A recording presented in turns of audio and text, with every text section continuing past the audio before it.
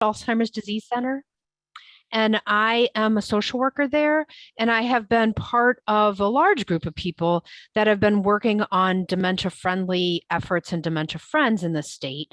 And I know this group is really looking at supporting either people, if you are someone who's living in a facility, or family members. But I think, and this initiative is broader than just the facility itself that you might be talking about. But I think it's good to know that what is being done in the state, and a lot of facilities have been kind of lead um, effort or organizers on some of our dementia friendly efforts. So I think to know that it's there. And Lee, you had asked about posting these, and it's totally fine to post the PDFs of the PowerPoint. So if you don't have them, they will be available. And really, this is just to know that it's there. It's not that there's a lot of concrete things you need on the PowerPoint. But let me let's move this over here. So why do we do dementia friendly work? And my guess is, if you've tuned into this webinar, into this council meeting, you already know a lot of these things. But to know that if you're someone living with dementia, or a family member caring for someone with dementia, can be a lonely experience. And that's why we're doing a lot of dementia friendly efforts in the state, is to kind of help combat that lonely feeling. I ran a support group this morning for about 14, 15 caregivers of people living with young onset Alzheimer's disease, so a different age than what might be typical. But they've often, and they talked about the loneliness today, but they've talked a lot about how they almost wish at times they were living with cancer as opposed to Alzheimer's disease, because they said that people know how to talk about cancer, and that the community rallies around people who have cancer and are there supporting and create teams and are checking in. And like the caregivers I work with said, nobody really checks in with me to see how I'm doing. And it's lonely. And, no one, he's caring for his wife, and they're both like probably early 60s. And he said, nobody asked me how things are going. And I just think, it's a lonely experience. And that's what both Dementia Friendly and Dementia Friends is trying to do, is to reduce that stigma. And you probably know these numbers, but it's estimated that about 6 million people live in the United States with Alzheimer's disease. And we think that about 230,000 live in the state of Illinois. So that's a large number. We're all going to know people, be those people. I've worked in this profession for 30 some years, and I also am a family member, or was. Both of my parents had different forms of dementia. I have both my grandmothers and two uncles. So it's something I sure have experienced personally too, beyond working in this field so long, and know how lonely it can be and what a lonely experience it can be. And I this quote always kind of, to me, sums up why we do dementia friendly work. But this was said by a gentleman who was actually in my support group years ago, like probably 17 years ago, when we were starting our young onset support group. And he said, and he was a gentleman, he was diagnosed, this again, not your typical age, but he was diagnosed at 49. And he was early 50s when I met him. And he had worked as a kind of a top executive at a major healthcare insurance organization. And so was quite the go-getter, and was used to, being out there and doing things. And so I thought for him to say something like this, but he said, I try to be a strong person because I am a strong person. But some days you just don't know where you are, not just in this spot, but where you are in the whole world. And I think that kind of sums up how it can be for people with dementia, and for their family members too, that it can feel this loneliness and this isolation. I had one woman with Alzheimer's say to me that she felt, whether it was true or not, but she felt that the moment she was diagnosed, people stopped talking to her in the same way. And she said, people now talk to my husband, they don't talk to me. And she said, they don't always look right at me. And I don't feel like I'm as as a part of things that as she had been before. And so that's what we want to help to do is to think about, for as long as the people are with dementia are able to participate, how are they able to be involved? And there is that window of opportunity to keep people engaged and people as connected as possible. And so there's these two efforts in the state of Illinois, which I'll show you in a bit how, but we've been going since 2017. And there's the two, they're very similar names and they come from the United Kingdom. I think I would have named them if I had the chance to name them a bit slightly differently because I think they get confusing. But there's dementia friendly communities and then there's dementia friends. And they're two separate programs, but they go together and they sound so close that it's hard to keep them straight. But dementia friendly communities is really a community effort. And when we talk about communities, I know you're coming from the thought of like a residential community, like an assisted living or a skilled care or some type of community like that. That's not what dementia friendly is thinking about. It's thinking about the broader community. And so, a town, a county, in Chicago, a neighborhood, that's what they're thinking about, not so much a specific facility, even though we do think community a lot of times. So this is looking, but long-term care communities are part of the dementia-friendly effort, which is where it can kind of get confusing. Then there's also Dementia Friends, which I'm going to tell you about that program. And you'll all actually be considered a dementia friend just from hearing about this, but you sure cannot go on the website too. And people can sign up as a dementia friend on the website, and it takes, which the website is there, Dementia Friends US. That's actually getting it to you through Dementia Friendly, but it's dementiafriendsusa.org can get you there, or also the Dementia Friendly site can get you there. But the Dementia Friends program is looking at the individual effort, looking at how as individuals do we support people in our space that are living with dementia. Like in the neighborhood I live in, I know there's some families here that are where a person is living with dementia. Do I check in on them? In my church that I'm a member of, there's many family members. Do we support each other? Are we there to kind of help each other out? Or in the town that I live in, if I see somebody out and about and I know they might have dementia, or if I see someone that I wonder, am I supportive? Am I more patient? Am I there to kind of help them out? And so that's the Dementia Friends, is the individual effort. So here's just kind of a graph looking at it, but it's all of it makes up Dementia Friendly America. But we have the community effort, which is dementia friendly communities, and then Dementia Friends, which is the individual effort, and they mesh together and support each other quite a bit.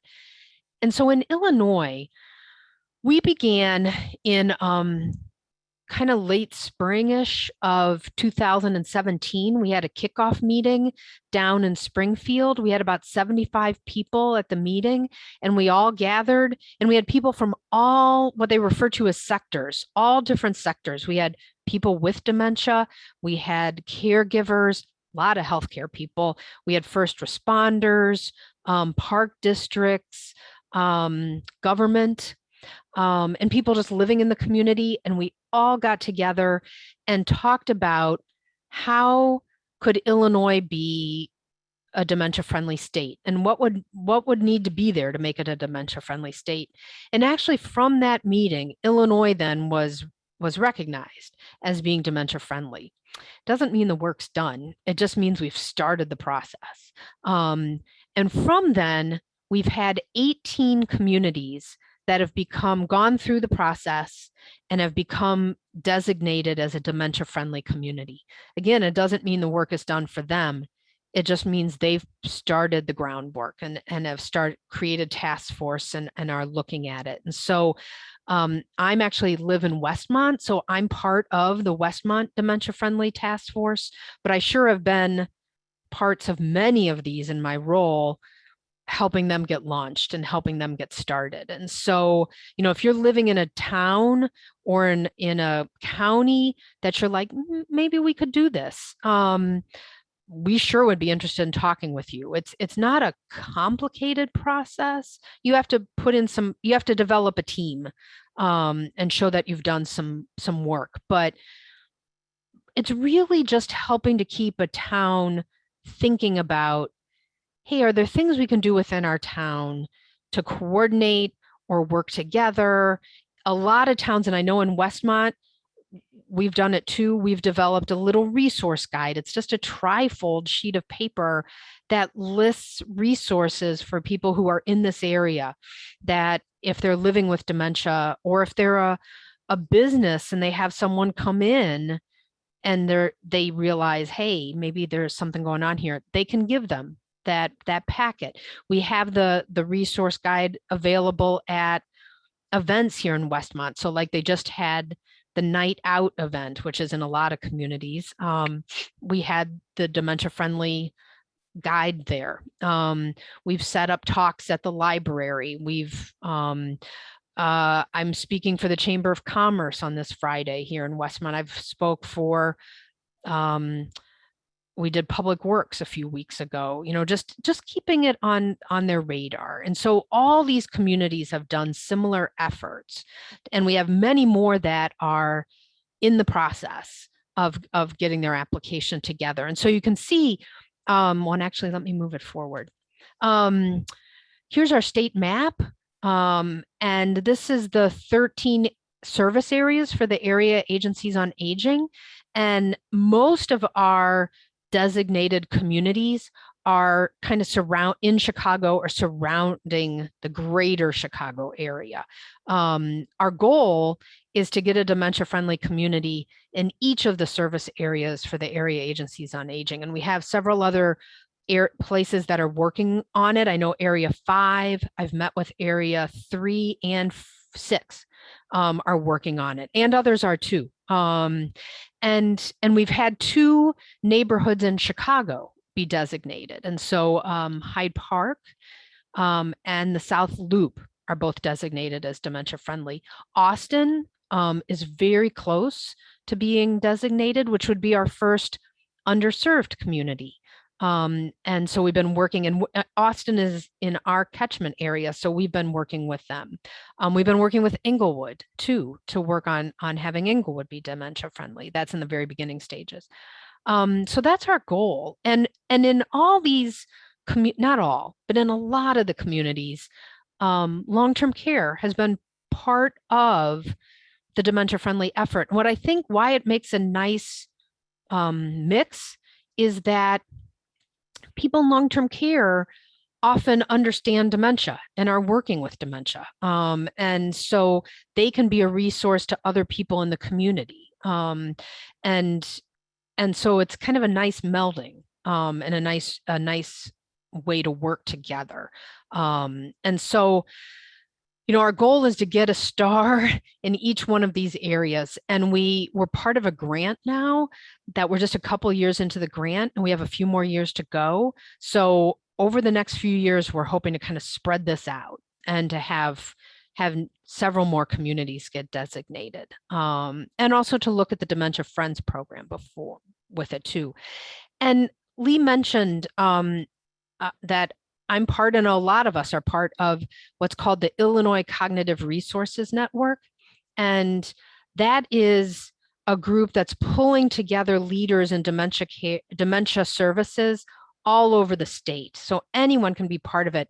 And that's actually our website, which I think when you say it out loud, it sounds a little funny, but it's illbrainhealth.org, which is for Illinois Brain Health. I maybe would have swapped it around so he doesn't say ill first. But that is the website where you can go to learn about what's going on in the state. And so if you're interested, you can even sign up to get alerts from that website. And so if you go to illbrainhealth.org, you can sign up and then we're funneling a lot of information about the state through that website. So then Dementia Friends. Dementia Friends is really this global movement. And it started in the United Kingdom, but it's in, last I heard, 60 different countries, and it could be even more because that was a bit ago that I heard that. And we're not by far in the United States the most active of the countries. The United Kingdom, South Korea, and Japan have a high number of dementia friends in comparison to their population. So our goal is to get more and more people to sign up as a dementia friend. It's a very simple, just, probably we're going to go through what's in the dementia friends, but you probably know a lot of this, but to some people in the community, it's new information. And also, again, just getting it on their radar to realize it's important to stay connected to people with dementia. And so it's really this movement. And we have over, and I don't think I have it on here, we have over 6,000 people in Illinois now that have become a dementia friend. Almost, it's a bit under 5,000. I think we're at maybe 4,800 or so that have done it through talks like this or in-person talks. And then we have about 1,300 who have signed up as a dementia friend online. So it can be either way. We're actually starting with new staff at the Rush Alzheimer's Disease Center to have part of their onboarding as a new staff member that they go become a dementia friend. So again, it only takes 10 minutes. It's not a big deal. It's just watching a couple of videos online. You're going to see one of the videos, but it's a way to make, especially for us at an Alzheimer's center, to show what's an important community awareness program, or initiative. I don't know if it's a program, but so, if you work at a place, think about having your staff people do it. Not that you advertise our place as a dementia friend, because that's not what it's for. This is an individual effort. But I think, if you're a social media person or someone who is in touch with other people, let them know. Post that you became a dementia friend and let other people know about it too.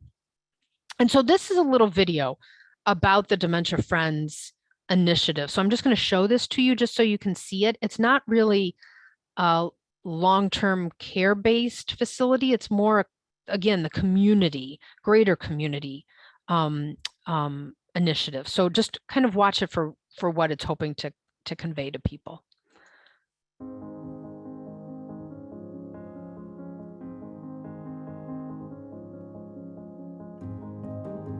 If you saw someone living with dementia,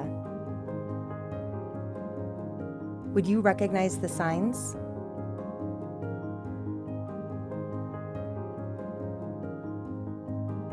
Would you be uncomfortable? Would you avoid them?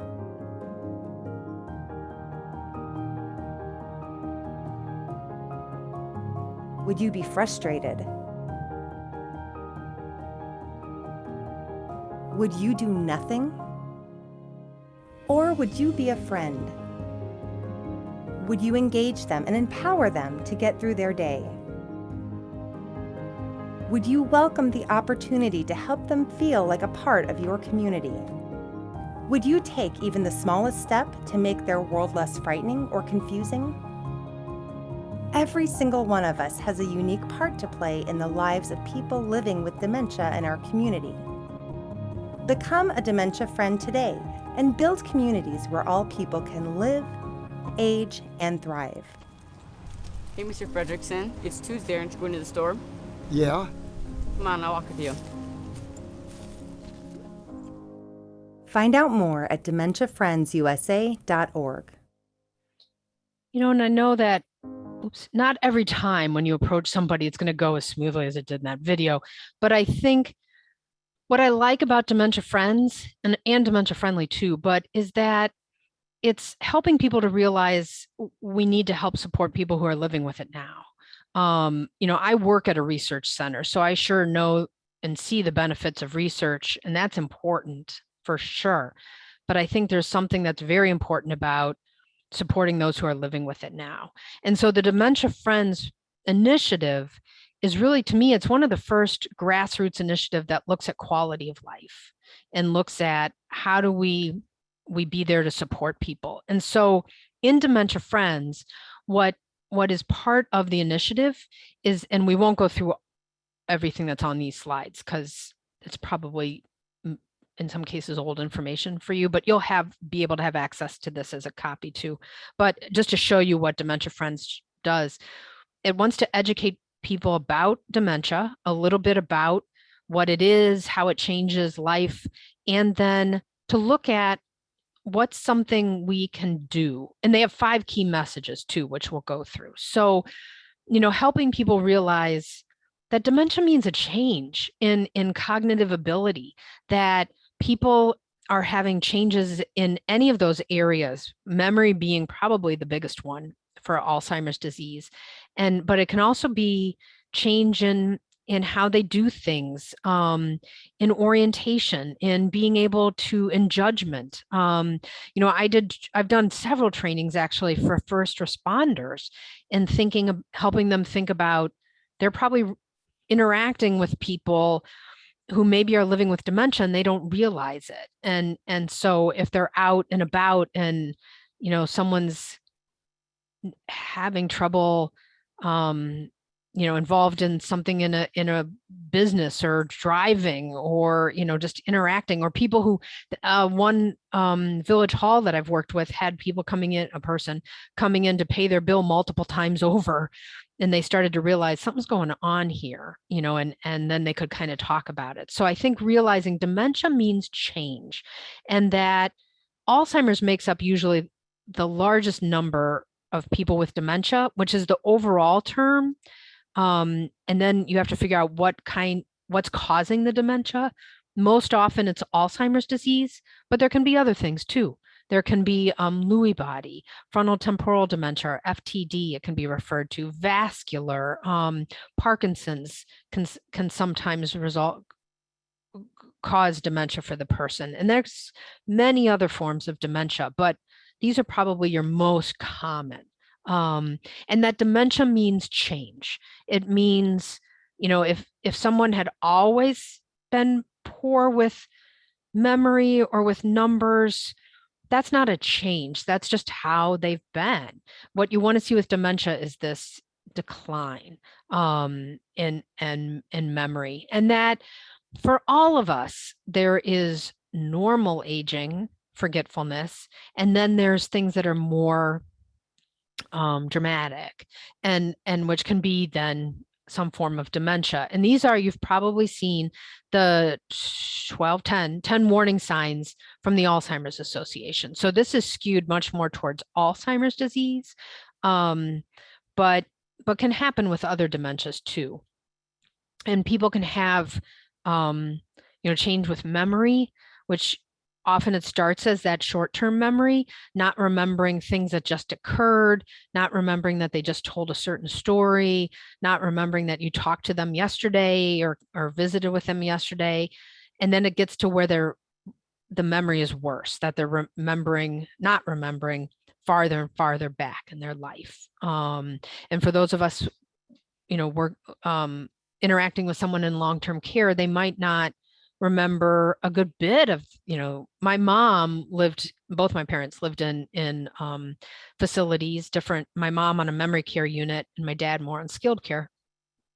My mom, I would say, when I'd come in to visit her, wasn't exactly sure who I was for a good chunk of her later time on the unit, but knew I was somebody important to her, but couldn't put a name to it for sure, and struggled with that. So that showed her memory was getting farther and farther back.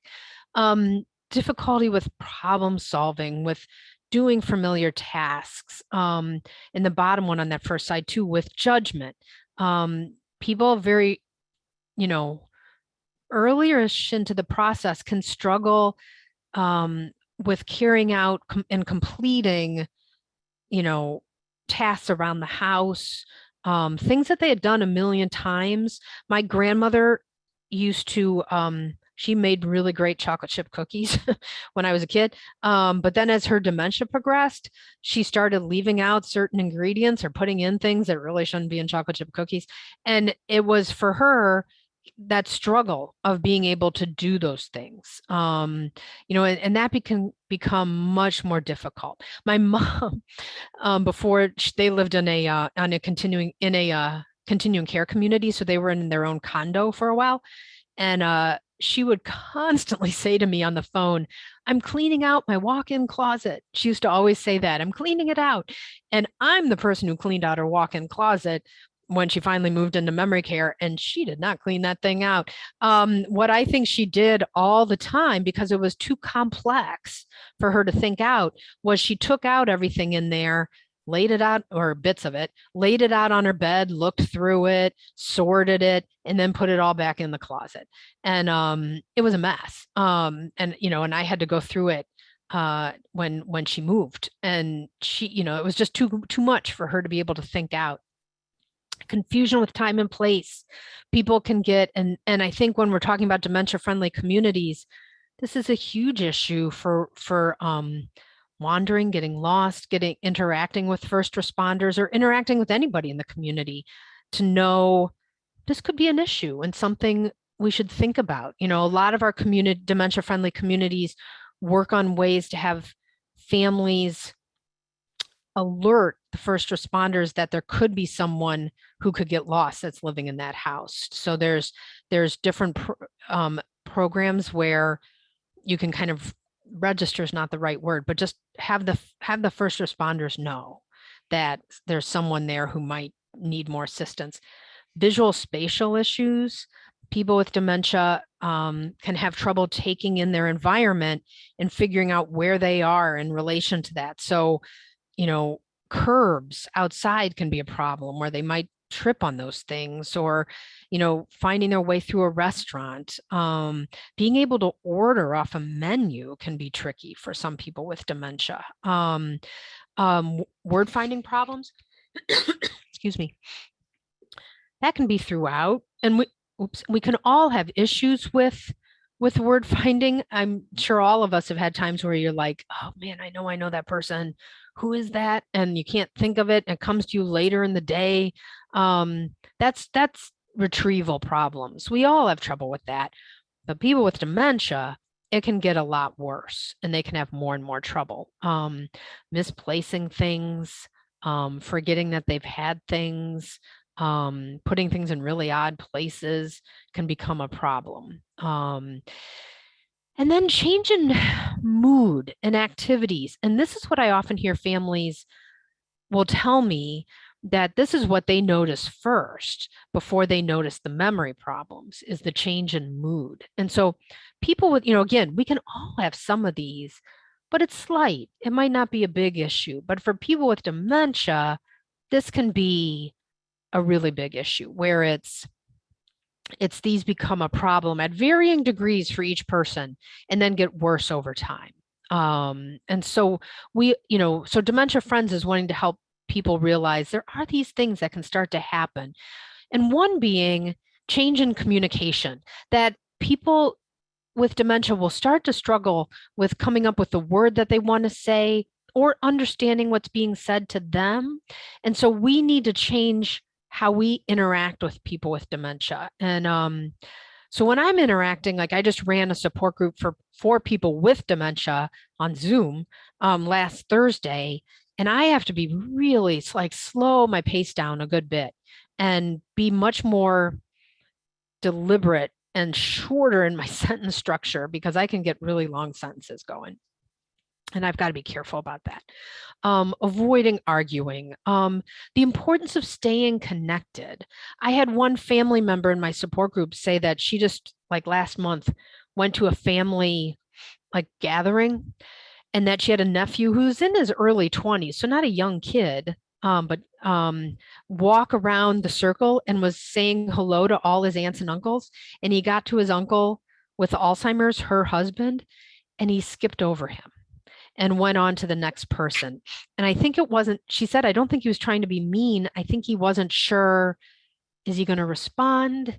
Is he going to understand what I'm saying to him? I think she felt it made him uncomfortable, but she said it was almost just this kind of dagger in her heart of he didn't even greet his uncle, and I think knowing it's so important to stay connected as much as we possibly can. And the other thing I think is important for dementia friend and dementia friendly communities to think about is, and this is just an example, but to think about, you probably, unless you're really not pushing lunch off late, you've probably made something for lunch today or had something for lunch. And to think about what were all the steps involved in getting whatever you ate together or getting yourself dressed today for the day. There's steps involved in everything we do, and people with dementia can start to really struggle with that. And so to think about, is there ways we can reduce what we're asking people to do? COVID hit, so things changed, but here in Westmont, we have a lot of street festivals and just sort of town gatherings. And so we were thinking about, is there a way to have kind of quiet space, have a tent with chairs where people with dementia or even people with autism or, just people who need it quieter can go for a moment, because things can be overwhelming. And, are there businesses that can make things simpler for people with dementia? I know there's some in our dementia friendly communities where they were having like times where couples with dementia could gather at a restaurant, and they were making the menu much simpler for people to get together. So things like that. Are there ways we can make space easier to navigate? I've done training a couple times for staff at the Shed Aquarium, and it was because they were setting up an evening, and then COVID hit again, called Calm Waters, and they were going to have evenings, and they did a few for that were calmer environments for people with dementia or kids with autism, and they had places you could go sit. They had it not as noisy, fewer people in the shed, and it was just thinking about this, that everyday tasks can start to become a problem too for people with dementia. And so Dementia Friends has 5 key messages that they stress when someone signs up as a dementia friend. And it's things you probably know, but again, new for some people, that dementia is not a normal part of aging. That we all have forgetfulness, but that dementia is something much more significant, that this is caused by diseases of the brain, and that it's more than just having memory problems. I know that's what we tend to think about is like, oh, what's their memory like? I can't tell you how many times as a daughter of a mom with Alzheimer's disease, how many times people would ask me, does your mom still recognize you? Does she know who you are? I would get that question all the time. And that question is all about memory. Does she remember you? And I was always thinking, there is so much more to my relationship with my mom than whether she remembers me. And I'll show you in a second, but we still had really good connection, even though I don't think she knew who I was. And that the final 2 key messages for Dementia Friends is that they can still be good quality of life, and that there's way more to a person than just their memory and just the dementia. I think we tend to think that that's all there is, but there's way more to being a person. And why this is important, and this is actually my mom, is people might have trouble with logic, with reasoning, with facts, with being accurate, but relationships still can happen as if we're there to help them along. And this was my mom actually a few days before she passed away. And I only use this because I just think it captured a moment. My mom had not talked for a couple of years, was in the dying process when this happened. And I was sitting on her bed. She was totally kind of asleep, not really responding. And all of a sudden woke up in this moment and looked at me and went, oh, and my daughter was sitting there who, good social media kids that you have, immediately picked up her phone and snapped a picture. And when she showed me the picture, I was kind of like, oh God, I don't know if I want that picture. But then the more I thought about it, I was like, yeah, that is a great picture. It shows how important connection can be. Even my mom, she passed away several days after this occurred, and she was not this interactive throughout the process by any means. This was a moment. But I think there is opportunity for connection and relationships throughout this entire course of the disease. And I think Dementia Friends is there to kind of help stress that we can't give up on the person and we can't give up on the family that's living with this. We need to be there to be around and surround them. And so as a dementia friend, it's asking you, and you don't have to commit to anything. It's just things, and probably your people living this because you're tuned into something like this. But whenever I give a talk, I always then ask people, what's one thing you could commit to over the next year as a dementia friend? Whether it be you stay in touch with someone, whether it be you be involved in dementia-friendly efforts in your community, or you just be more patient when you're out and about. And when I was commuting, which I don't go into Rush as much anymore, but where I work, I took 2 buses and a train to get to work every day. And so when I was on those, there were always people struggling with their Ventricard, going a little slow, struggling, maybe not in every case, but some of those people were maybe dealing with dementia. And I always had to remind myself, like, just slow down. It doesn't, give them a chance to do what they need to do, and don't act impatient. And we run into people in lines all the time who are maybe having a little bit of trouble, and just being able to help people out. And so that's really what's part of Dementia Friends. And then just knowing that there's resources available. And these are very general, more global-ish type resources, but there's a lot within your own community too.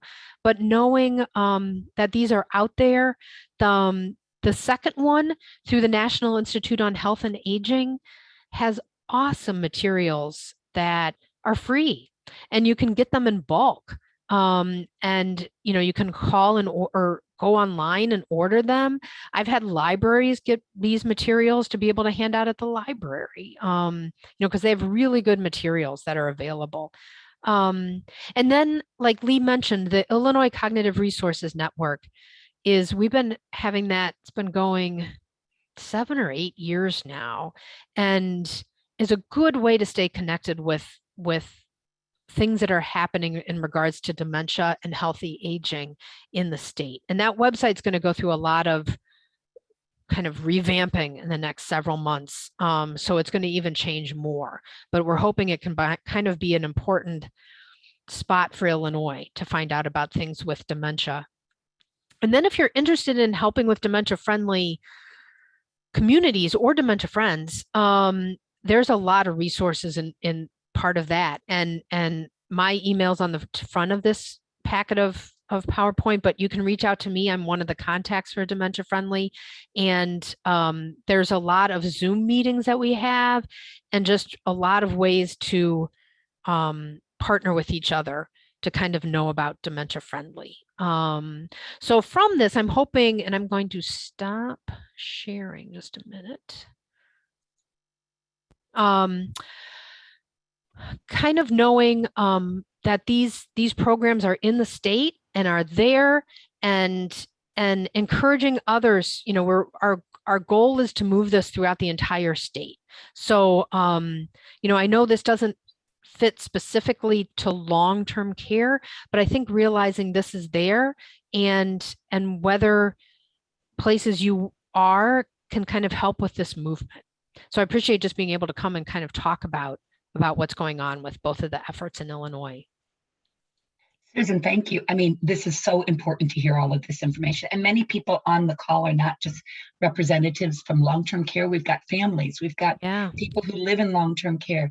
We have area agency on aging people are part of this.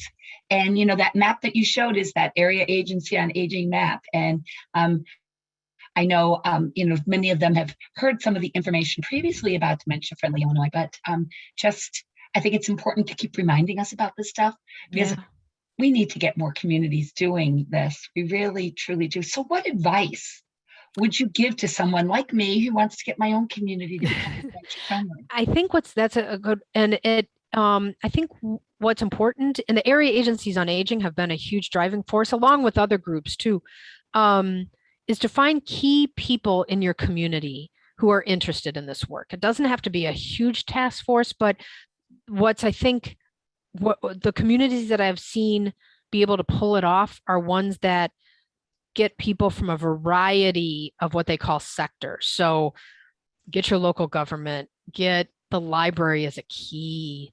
If you can get them involved, get first responders, long-term care facilities, healthcare facilities. I had one, he's a elder law attorney in a community, and he became part of the Dementia Friends, and he's going to help give Dementia Friends talks, which is great. I didn't even put it in here, but if you're interested in being someone who helps give Dementia Friends talks, you can become a dementia champion, which is part of it too. Is that someone on mute? So we have a little bit of background going. If somebody could. It's a toll. I can't mute her though. Yeah, I can't either. Usually I can mute people. I don't know why I can't mute. Tola, if you can mute yourself, we're hearing that sound is coming from you. Tola? Sounds like she's got a kid there with her. Which is always wonderful. But Tola, we're getting a little bit of feedback. If everyone can make sure that you're muted. She was earlier. I love it. But Tola, I don't know if you can hear us or not, but there's a little bit of background noise coming from you. If you could mute yourself, Tola. I can mute people, but it's not allowing me to mute. I don't know. I'm not really quite sure why I can't do that. Yeah, I can't do that. So, Tola, we're just going to have to process. Yeah, just be able to process through. both. Yeah, so I think it's getting that task force together and developing that task force. And it takes a little effort. And then there's an application, which is not hard. And, but it just shows that you've done some things to kind of say, how do we support people with dementia? And one part of the application is making sure people with dementia or caregivers have input into the process in some way. So someone has asked, do you have any resources that are, especially for churches, to help them become more dementia friendly? Yeah, and there is actually a sector guide for churches and faith communities, because I think that's really important. So on the Dementia Friendly America site, there's sector guides for each of the different sectors. So there's a sector guide for businesses, for financial institutions, an elder law institute, for first responders, and one for faith communities, and thinking about how they can help support the process. And in a lot of communities, the faith community has been part of the dementia friendly task force for that town, like a church or something. And I've given a lot of dementia friends talks in faith communities. They're a huge, and to keep people invested in, or not invested, but to feel that they're still part of their church or faith, whatever faith community is, I think is important, because we don't want them to lose that too, where they feel like they can't go to church or go to the service or whatever it is. Yeah, what feels so important about this whole message is that, people's lives, this is what I did my entire life. And just because I get this diagnosis, it can disrupt it, because it just, we're not considering the adaptations that we need to make. Right. And it can be simple sometimes. Yeah. To make people feel more comfortable. And that's what's wonderful about this movement, is to increase that awareness for people that are not in the healthcare sector. Right. That don't understand that the simple things that they can do, maybe not having such aggressive background music, if they're in the grocery store, it might be lively for me to do that when I'm grocery shopping, but not for everybody else. Yeah. I had two churches that did very different things. But I had one church that kept a woman in the choir, even though she wasn't singing anymore, but she had a partner, and the partner would kind of direct her and hold the music. And she still was up there with the choir. And then I had one church, and I'm not discrediting this church, but they had a gentleman who with Alzheimer's who played guitar in their worship music, and probably his skills were, not doing as well, but they asked him to stop playing with the worship team, and it was a huge blow to him. So if they could have figured out some way to have him stay part while he could, I think would have been helpful. So yeah, I think figuring out how do we, we've set up we've thought about, how do we make spaces open for people with physical disabilities? I think we have to think how to make spaces open for people with cognitive disabilities too. And that it's okay to make mistakes. Yeah. And I liked also with the first responder piece, because my son's a Chicago policeman, and I've actually asked him, I said, have you ever had training on dementia? He said, they talk about it real quickly. Yeah. You know, they don't talk about it too much. I know. And I'm like, wow, you guys could really benefit from understanding, you know, even just seeing that person walking down the street, you can kind of tell they're aimless. You're not quite sure what's going on there, and help to be able to guide them back to where they need to be. Well, and in the training I did here in Westmont for first responders, we talked about how, you know, and it's hard as a police officer because you're having to make a lot of judgments. If you stopped somebody with dementia, like if they were driving and maybe shouldn't have been, and you ask them to do things, they might not do what you ask them to do because they don't understand, not because they're being resistive. And, you know, as a first responder, then thinking, oh, this person's not doing what I'm asking them to do, but it might be because they're not processing in the same way. Yeah. And that's really important. It's not only about that understanding the safety at home and what would I do if I had that catastrophic event at home. It's how do I react and behave in the community where the first responders can help support that as well. Right. Yeah. And so now with the Dementia Friends, what should we do? Should we get online here and? Yeah, well, so now I don't know how many are on this. You are all considered, actually, I'm looking down here. So there's 33 of us on or so. You are all considered a dementia friend because you heard this talk, but you also can go to dementiafriendsusa.org and look through. They have the one video I showed, and then they have little other videos that are based on your sector.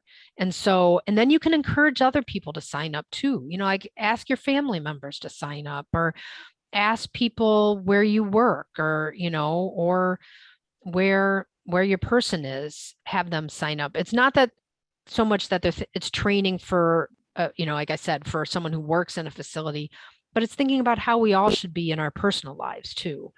So I'm just encouraging others. We have a campaign each May where we try to get as many people to sign up online as possible. But we want people signing up anytime. Well, when I first listened to you speak, I don't know how long ago it was, I got on and I said it on LinkedIn. I put it out on LinkedIn that I became a dementia friend, and I got so many positive responses from people, and other people like, I want to do that. How do I do that? So I think that's, again, something, use that social media, people, you know, get out there and do that. And if you have, your organization has a page, encourage people to become a dementia friend. I think, and if you're working in the community, encourage that community to become dementia friendly. We really need a lot more communities in Illinois to become dementia friendly. Yeah. And if you're part of creating a newsletter, you sure could put something about dementia friends in the newsletter to encourage more people. You know, we've gotten over 6,000, but that's not a huge number for the whole state of Illinois. So we want to get a lot more people signed up as dementia friends. How many states do you have? How many states are considered dementia friendly? Well, dementia friendly, I'm not sure. For dementia friends, it's about half the country right now are a dementia friend state. And dementia friendly is around, I'd say, similar number, but it's not all the same states, surprisingly. So someone just wrote about Facebook. Yeah, there are tags, and I'm not always the best on this. There's definitely Twitter tags, but dementia friends and dementia friendly. For in Illinois, we don't have a dementia friends or friendly page on Facebook. We do have a Twitter, which I think is DFA_Illinois. We don't use it a ton, but we have that. But on national level, dementia friendly and dementia friends comes up as a hashtag or a site too. Okay. I know when I've shared it, I've actually just gone to the site and I've copied and pasted the link, and I just put that in so that people could just click on that. Yeah, that's a great idea. And I had friends, you know, friends did that. I'm not a big Facebook person, but at the time I made sure I got on it to do that because I do have some friends whose parents have dementia. I thought it's important that they understand that there's this initiative out there, and maybe they want to work at their own community becoming more dementia friendly, so their parents can feel like they can get out into the community. Someone asked about intergenerational. I know there's been some Dementia Friends talks given with younger people. We've had two communities, the South Loop and Elgin, that worked with police academies where they had high school kids who were part of police academies, and they went in and talked to them about dementia.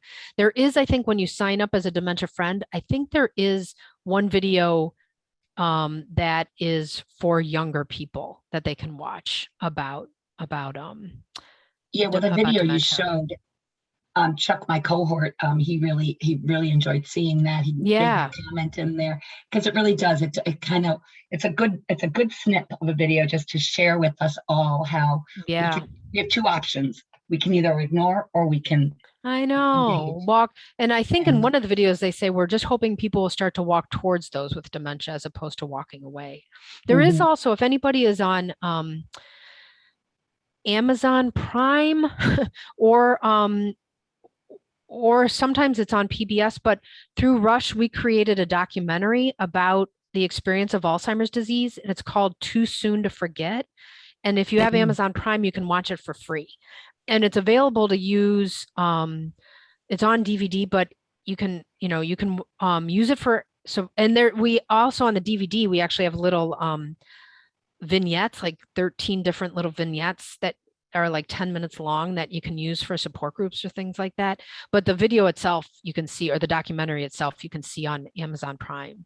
And Well, it's about dementia friendly communities too. It's about the cool. importance of community. Somebody actually asked about that. They have an Alzheimer's support group in Oak Park, and they wonder if you had a flyer sheet or you could distribute them, to be able to become a dementia friend. Yeah, Julie, the website for sure you can just share. I'm trying to think. I do have, Lee, if I can track down a video, I'll send it to you. Not a video, a flyer also on Dementia Friends, I can send it to you.